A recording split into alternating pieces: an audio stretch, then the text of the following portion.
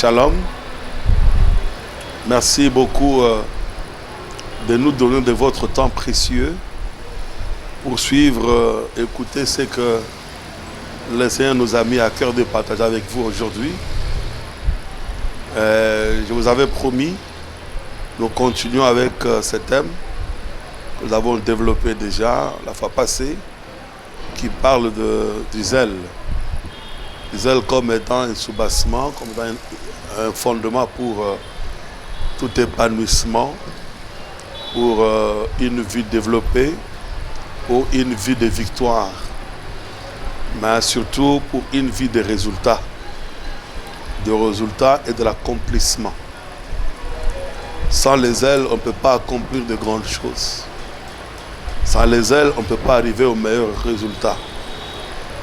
Il y en a qui font du travail bâclé après avoir dépensé autant d'énergie, beaucoup d'efforts, manqué le sommeil, et même après avoir sacrifié sa famille pour aller chercher dans le cadre de l'emploi, du service du travail, mais au finish, il ne récolte pas assez.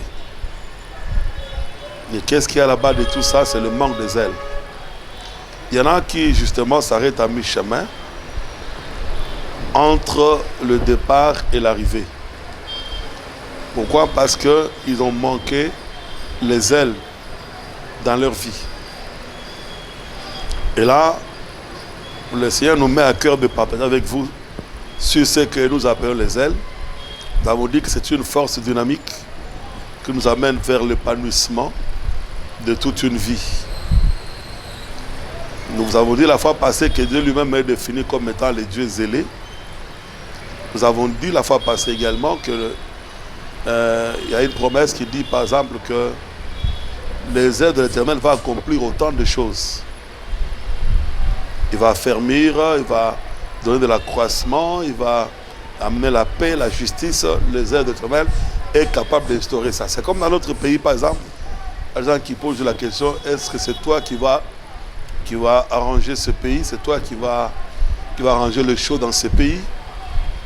Mais nous disons que pour que nous puissions arriver à arranger les choses dans ce pays-là, la République démocratique du Congo, là, il faut des personnes zélées. Il faut des autorités zélées. Il faut un président de la République zélé. Comme celui que nous avons, le président Félix Antoine Tshisekedi Tshilombo. C'est un président zélé. Il croit à ce qu'il dit. Il persévère. Il tient jusqu'à aller jusqu'au bout. Nous avons besoin de gens zélés dans tous les domaines de la vie. Dans la magistrature, on a besoin des hommes zélés qui ne reculent pas derrière une menace de mort, qui ne reculent pas par une intimidation téléphonique, qui ne reculent pas parce que des personnes interposées veulent s'interférer. Quelqu'un capable d'aller jusqu'à donner sa vie pour établir la justice. Ça, c'est ce que le zèle de l'Éternel est capable de faire. Capable de le faire, mais avec les hommes comme toi, comme moi. Si nous sommes décidés, nous sommes déterminés à partir de cette force que nous appelons les ailes, c'est possible que les choses changent. Nous pouvons mettre fin à la corruption dans notre pays. On peut mettre fin à l'impunité dans notre pays, la République démocratique du Congo. Aujourd'hui, on a une mauvaise réputation à travers le monde entier. Mais c'est possible que dans peu de temps, les choses puissent changer. Il suffit qu'il y ait des gens zélés. Je dis bien des gens zélés. Vous allez voir que les choses pourront changer. Et ma prière est que Dieu nous donne de pareils hommes. Mais pour que je ne m'arrête pas seulement à la prière, voilà pourquoi j'ai amené ce message. Le message qui parle du zèle comme étant une force dynamique qui nous amène vers l'épanouissement, vers le changement, vers le développement, vers des résultats meilleurs. c'est possible que ça change de partout. Même si vous êtes locataire, vous habitez une certaine avenue, mais c'est possible que cette avenue change à partir de vous. C'est possible que la mentalité change. C'est comme ce que nous sommes en train de vivre aujourd'hui avec le Covid-19. Vous voyez, la mentalité est en train de changer petit à petit. Ça va faire plus de 3 semaines aujourd'hui que les gens ne sont pas salués de main à main par des accolades, mais le ciel n'est pas tombé sur nos têtes. Ça va faire plus de 3 semaines que les gens gardent la distanciation avec des gestes barrières, mais le ciel n'est pas tombé et on n'a pas cessé de vivre. Alors vous voyez qu'aujourd'hui c'est possible que certaines habitudes changent. Dans un rien de temps, laps de temps, les choses ont changé à travers le monde. Vous voyez par exemple, les hommes commencent à se masquer, à porter des masques comme le ferait le chien.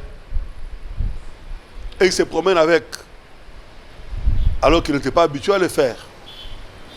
Parce qu'il y a quelque chose qui les a contraints, qui nous a contraints, qui a contraint le monde à le faire. Le monde le fait, il se soumet, et le monde s'habitue. Finalement, s'habitue.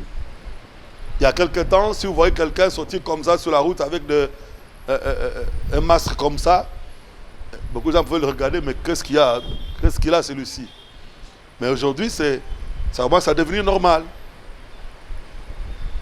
De la même manière, moi je dis que c'est possible que les choses changent, mais à moins que nous puissions être zélés, être dotés finalement de cette force-là que j'ai appelée les ailes. C'est un soubassement pour nous propulser vers le changement et l'épanouissement, pour que les choses changent dans notre milieu de vie, en RDC et à travers le monde entier.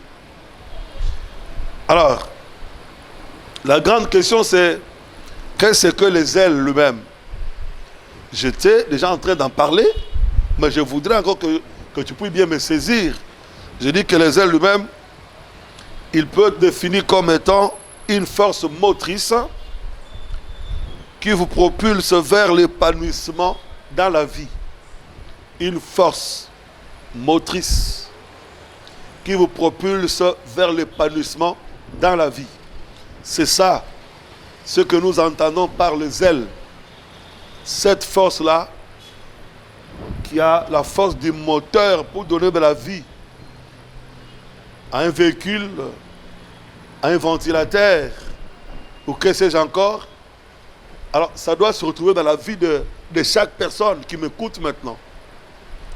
Tu dois désirer avoir cette force-là en toi aujourd'hui, qui doit te pousser vers le changement, te pousser vers l'épanouissement, te pousser vers l'avant, te pousser vers des résultats meilleurs. Tu ne dois pas juste rester là où tu es, comme ça. Considérons que le Covid-19 est venu aussi pour ça. Ça peut aussi nous aider à aller et de changer, de vivre l'épanouissement. Et cette force-là, capable de nous propulser vers le changement, vers l'épanouissement, vers le résultat meilleur, c'est ce que j'entends par les ailes qui doivent te caractériser, me caractériser, qui doivent se retrouver à nous. Si dans une maison, dans une famille, nous trouvons un frère, une sœur qui a cette force-là en lui, beaucoup de choses changeraient dans plusieurs milieux, dans plusieurs familles. Je prie que tu sois celui par qui les choses vont commencer à changer dans ton milieu, parce que tu m'auras écouté et tu vas faire appliquer cette force en toi que j'appelle la force motrice, qui va te pousser vers les changements et pousser ton entourage vers les changements. C'est possible qu'on influence l'entourage, c'est possible qu'on influence notre milieu, c'est possible qu'on influence tout un pays, c'est possible. Je vis par exemple de grandes personnalités dans tous les domaines donner un exemple, par exemple en se lavant les mains, montrer comment on doit tousser quand on est atteint de là tout. Comment on doit se tenir à distance. Et petit à petit, les gens se sont habitués. Nous saluons cette aptitude avec laquelle les gens s'habituent à de telles mesures. Mais également, concernant la parole de Dieu, moi je vous prie aussi de vous, de vous adapter si facilement, comme vous l'avez fait avec les mesures qui nous ont été montrées ou données pour éviter la contamination du Covid-19. Si tu arrives aussi à écouter ce que je t'ai dit, à développer cette capacité que j'appelle les ailes, c'est possible aussi que le résultat soit réel, soit probant. Bien-aimés, laissez-moi vous dire que les ailes, c'est un outil qui est essentiel pour la performance, mais ce n'est pas une simple émotion. Tu ne dois pas te dire, bon, juste à cause d'une petite émotion, non. Une émotion qui est passagère. À cause, ça dépend des temps et des circonstances, non. Mais ça doit être ancré en toi, fondé en toi, déterminé. Tu dors avec ça, tu te réveilles avec ça. Tu vis avec ça au quotidien. Et tu dois faire face à tout ce qui peut arriver. Contre vents et marées. Je dis, c'est un outil important, très performant, que Dieu a mis à ta disposition, qu'il a mis à ma disposition. Vous voyez, je fais toujours référence à Éphésiens chapitre 6, versets 13 et 14.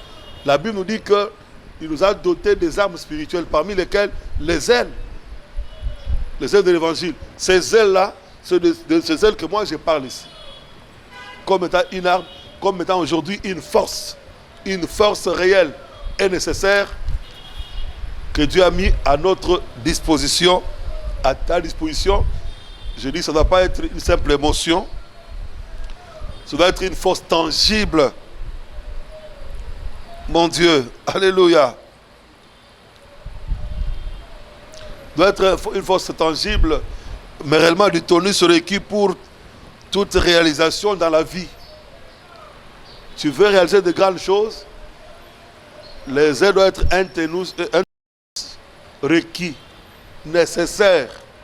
Si tu veux réaliser autant de choses pour que tu sois plébiscité demain, prix Nobel de tel, ou même lauréat en tel, reconnu. Bien-aimé, je dis que les ailes doivent être un tonus requis pour que tu arrives à de grandes réalisations. Ce n'est pas de la magie, hein? Ce n'est pas du fétichisme. Non. Mais les ailes, toi tu peux l'avoir, moi aussi je peux l'avoir. C'est possible qu'ensemble nous puissions réaliser de grandes choses. Mais si les ailes est une force d'épanouissement, cela veut dire qu'il devrait y avoir aussi une mission que Dieu donne. Si tu as une mission que Dieu t'a donnée, une mission clairement définie. Vous savez, tous lorsque nous venons sur la terre, chacun de nous a une mission. Il y a des gens qui ont une mission pour leur famille, par exemple, qui ne peuvent pas laisser leur famille vivre et croupir dans la misère, dans la pauvreté. Ils peuvent se décider pour dire, en tout cas, tant que je vivrai dans cette famille, il faut que je sorte la famille de cet état de choses. Mais pour y parvenir, il faut que l'on soit doté du zèle. Je disais, c'est un tonus requis. C'est un outil nécessaire, tangible, qu'il faut avoir avec soi pour que les choses changent dans la famille. Pour qu'à chaque fois, même pour un petit rien, les gens doivent se cotiser. Même pour un $500, pour un $1000. Non. Mais il faut qu'il y ait quelqu'un qui se lève pour dire il faut que les choses changent et ça va changer. Mais pour que cela soit possible, il faut que tu aies cette mission. C'est comme un homme qu'on appelle Joseph. Il est né dans la famille de Jacob, mais Joseph avait une mission importante. Il a commencé par voir des visions. Il a mené les visions auprès de ses frères, et ensuite auprès de son père. Mais finalement, cette mission devait s'accomplir malgré les obstacles, malgré la mauvaise foi de ceux qui étaient bénéficiaires. nous nous retrouvons souvent entourés de personnes qui sont pourtant des bénéficiaires de la mission que nous portons ou que Dieu nous a fait porter, mais qui se constituent en barrière, en obstacle, un ennemi quelquefois. Il veut nous combattre. Ils disent par exemple, mais lui, qu'est-ce qu'il veut montrer? Pour qu'est-ce qu'il se prend? C'est comme ça que l'on disait de Joseph. De lui, on disait, voici encore les songeurs. Tuons-les, comme ça on verra que deviendront ces songes et ces visions. Mais quand il le disait, il ne savait pas que Joseph était doté d'une mission. D'une mission pour amener tout un peuple en Égypte. Vous voyez ça? Pour faire sortir tout un peuple, le sauver de la famine. Même pour le Covid-19, il y a des personnes providentielles que Dieu s'est choisies, qui sont dotées d'une mission importante. Même pour notre pays, même pour le monde entier. Ce n'est pas au hasard que quelqu'un peut trouver une molécule, un produit, un médicament, ou même une méthode quelconque qui peut propager et divulguer à travers le monde pour que les gens le suivent et le prennent pour modèle, le mettent en pratique et commencent à vivre le résultat meilleur. Ça doit être quelqu'un qui est doté d'une mission. Moi, je m'adresse à toi, mon bien-aimé. Il y a des missions à différents stades, différents niveaux. Il y a des gens qui ont une mission pour leur famille, des missions pour leur tribu, des missions pour leur clan, des missions pour leur commune, des missions pour leur province, des missions pour leur pays, des missions pour l'Afrique, mais pour le monde aussi. Il y en a aussi qui ont des missions pour certains domaines sanitaires, par exemple, aujourd'hui. On parle d'un nom, Mouyembe, docteur Mouyembe. C'est un digne fils du pays qui est utile pour notre pays. C'est quelqu'un, vous comprenez, il est doté d'une mission. Les gens peuvent dire qu'il n'est pas le seul. Non, il n'est pas le seul, mais lui, il a une mission qu'il est en train d'accomplir, de réaliser. Nous devons l'accompagner dans cet exercice, dans l'accomplissement de sa mission, parce qu'il en vaut pour le bonheur, la paix de tout le monde. Vouloir éliminer un tel monsieur, peut-être que nous, on n'a pas sa mission. On peut avoir la compétence. Avoir la compétence, c'est une chose. Mais être doté d'une mission, c'est une autre chose. Beaucoup de gens confondent les compétences avec la mission que Dieu peut donner à quelqu'un. Les gens confondent le niveau d'études avec la mission que peut donner à quelqu'un. C'est comme ça que le père Joseph disait à Joseph, penses-tu que moi et ta mère, nous allons aussi nous agenouiller devant toi? Ce frère également ne voulait pas entendre ça. Joseph n'était pas l'aîné de la famille. N'était pas le père de cette famille, c'était Jacob. Mais seulement, Jacob n'avait pas cette mission. Jacob avait une autre mission, en dehors de la mission qui a été donnée à son fils Joseph. Il devait accepter d'accompagner Joseph dans cette mission. C'est comme ça que plus tard, vous allez voir que Jacob, finalement, il acceptera d'accompagner Joseph dans cette mission. Mais je dis à quelqu'un qui m'écoute maintenant, si tu as une mission, doté d'une mission, tu es porteur d'une mission, ne t'en fais pas. Il y a des gens à qui Dieu va imposer de te suivre, de t'accompagner, malgré leur mauvaise foi. Ils seront obligés. C'est comme les frères de Joseph. Ils ont tout fait pour le vendre. Et vous connaissez la suite. Ils ont finalement accompagné Joseph dans sa mission. Ils sont devenus les garçons de course de Joseph. Il les a envoyés pour aller chercher Benjamin, ensuite leur père, et ainsi de suite. Ils ont vécu à cause de Joseph parce que c'était un homme doté d'une grande mission. Toi aussi, mon cher ami, ne te décourage pas, tu es doté d'une grande mission. Ce que tu vois autour de toi, les obstacles, les problèmes, les difficultés, c'est une preuve que tu n'es pas n'importe qui. Tu as une mission importante. Ne te décourage pas, mon cher ami. Tiens bon. Et je disais concernant la mission que il faut qu'elle s'exprime ouvertement, réellement. Si on a une mission, on doit l'exprimer. On ne doit pas rester comme ça, dire on a une mission, mais on ne sait pas l'exprimer. Il faut s'élever, il faut se battre. Il faut le faire connaître, il faut le faire savoir pour la réalisation et l'accomplissement. C'est comme Moïse, il avait aussi une mission. Mais pour l'accomplir, la réaliser, il y avait des choses qui devaient être faites et accomplies dans la vie de Moïse. Mais auparavant, il n'était pas facile que les gens acceptent à admettre cette mission-là. Ce n'était pas facile du tout. Mais finalement, ça se réalisait, ça s'est accompli. C'est pourquoi je te dis, toi qui m'écoutes et qui me suis, que c'est possible aujourd'hui que cette mission que Dieu t'a donnée se réalise et s'accomplisse. Rien ne pourra te stopper. Mais il faut l'exprimer. Il faut avoir le courage de l'exprimer. En pareille circonstance, tu as trouvé quelque chose. J'ai entendu même l'équipe de riposte, le centre qui a été mis en place, dirigé de maître de docteur Mouyembe. Ils ont dit, si tu as trouvé quelque chose, approche-toi. Viens nous en faire part. Cher ami, vas-y, va faire part. Même nous en tant qu'hommes de l'église. Dieu te donne une inspiration, Dieu te donne une révélation. Approche, parle, exprime-toi. Tu es libre. Mais ce que nous ne voulons pas, c'est de dire des mensonges, des choses qui font dormir debout, des choses pour faire peur aux gens. Ça, nous ne voulons pas ça. Ou soit pour faire le buzz, tout simplement, sur le net.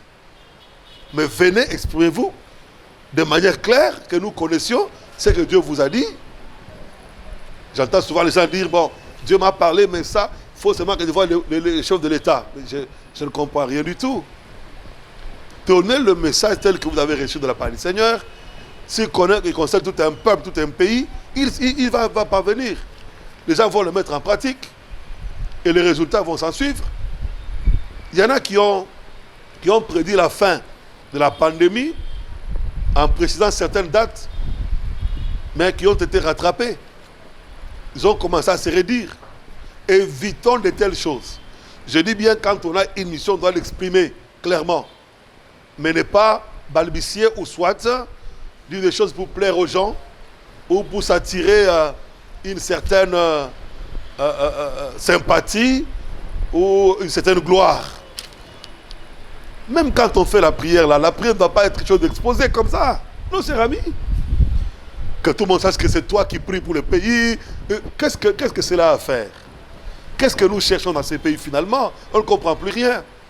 Notre maître nous dit, quand tu pries, entre dans ta chambre, ferme ta porte après toi et prie. Ton Père qui est dans le secret verra. Qu'est-ce que nous avons sorti dehors, en train de faire des gymnastiques? C'est quoi ces histoires?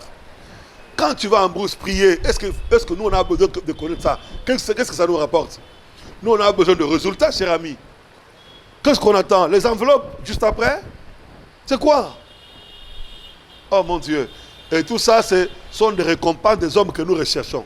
Mais alors que nous, en tant qu'hommes de l'Église, c'est la récompense de l'Éternel que nous attendons, dont on a besoin aujourd'hui. Laissez de gesticuler dans ce domaine, cher ami. C'est un petit conseil que je vous donne. Vous êtes poussés, vous avez une mission de prier pour la nation. Faites-le de bonne manière. Ne vous faites pas suivre avec des caméras partout, ça ne sert à rien, cher ami. Cher ami, priez. Dieu entendra. Il sauvera le pays. Même si personne ne sait que c'est vous qui avez prié. Mais Dieu sait que tu avais prié. Et Dieu a exaucé ta prière. Il a répondu à ta prière, cher ami. Et tout le monde en a bénéficié. Je dis, quand on a une mission, il faut l'exprimer. Mais pour l'exprimer, il faut être zélé pour ça. Mais il faut être clair. Pas question de mensonges. Pas question de s'attirer une foule. Pour que l'on parle de nous, qu'on cherche de l'argent au niveau de YouTube et consorts. Oui, chacun aura sa récompense. Ne vous en faites pas. Il y a un bon maître qui va payer chacun. Merci, ce message était pour vous. Nous ne l'avons pas épuisé. Nous continuons à parler du zèle comme thème que nous avons choisi en cette période Aujourd'hui, je vous ai dit que c'est effectivement une force tangible qu'on doit avoir. C'est un tonus requis qu'il faut avoir nécessairement pour l'épanouissement, mais il faut exprimer aussi à un moment donné, mais pas de manière à s'attirer la foule, la sympathie des gens, même à chercher à ce qu'on nous paye par les hommes. Nous avons un père, le bon père qui peut nous payer. Dans notre famille, nous avons une mission accomplissant comme Joseph l'a fait. Il a sauvé toute une nation aussi. Tu peux avoir cette mission, on n'en disconvient pas. Nous allons t'accompagner. Si nous comprenons que c'est la mission que Dieu t'a donnée, nous allons t'accompagner, le pays va t'accompagner. C'est comme ça que je demande, accompagner le chef de l'État, M. Félix Antoine Tshisekedi Tshilombo, accompagnons le Dr Muyembe dans cette mission lourde qui lui a été confiée avec toute son équipe. Nous croyons que Covid-19 est déjà vaincu et nous sommes en train de le vaincre. C'était votre message, donné par votre humble serviteur, le pasteur Jorbat, pasteur Bali Georges Tchalatimanga, de l'église le Rocher d'Ajanage, en sigle ERA, situé à Kinshasa dans la commune de Kasavubu, en face de la station Monamboka, entre Soficom et Smicom, à l'étage Vitré. Suivez-nous également sur Facebook, Jorbat TV. Je disais Jorbat ERA plutôt, Jorbat ERA. Mais appelez-nous aussi sur WhatsApp. Contactez-nous sur plus 243 998 329 938. Je disais plus 243 998 329 938. Nous sommes aussi sur WhatsApp par ce numéro-là. Contactez-nous, besoin de prières, avec des requêtes pour lesquelles on peut prier pour vous, et vous accompagner dans la prière. Vos préoccupations, vous pouvez nous écrire même les messages. Nous allons les lire, nous allons vous répondre. Échangeons ensemble, chers amis, chers frères et sœurs en Christ. Suivez-nous sur YouTube, tapez ERA TV. ERA TV, allez suivre nos prédications, nos programmes de l'Église. Que Dieu vous bénisse. C'était votre humble serviteur, le pasteur Balé Georges. Ce thème n'est pas épuisé. Nous le continuons. Suivez au prochain numéro. Ciao. À bientôt.